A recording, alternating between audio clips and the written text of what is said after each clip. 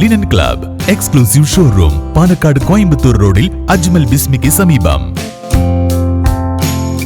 ഓണത്തെ വരവേൽക്കാൻ ഒരുങ്ങി മലയാള നാട്. ഉത്രാടപ്പാച്ചിലോടെ അവസാനഘട്ട ഒരുക്കങ്ങളും പൂർത്തിയാക്കി മലയാളികൾ.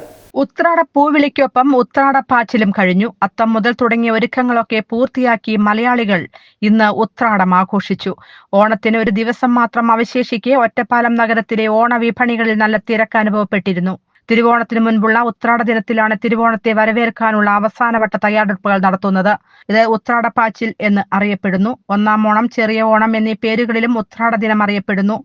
ഓണത്തിന്റെ തലേന്ന് തിരുവോണ സദ്യ തയ്യാറാക്കാൻ ആവശ്യമായ എല്ലാ പച്ചക്കറികളും മറ്റു ചേരുവകളും വാങ്ങാൻ കുടുംബാംഗങ്ങൾ വിപണികളിൽ ഇറങ്ങുന്ന ദിവസം കൂടിയാണ് ഇന്ന്. ഈ തിരക്കിനെയാണ് പൊതുവെ ഉത്രാടപ്പാച്ചിൽ എന്ന് വിളിക്കുന്നത്.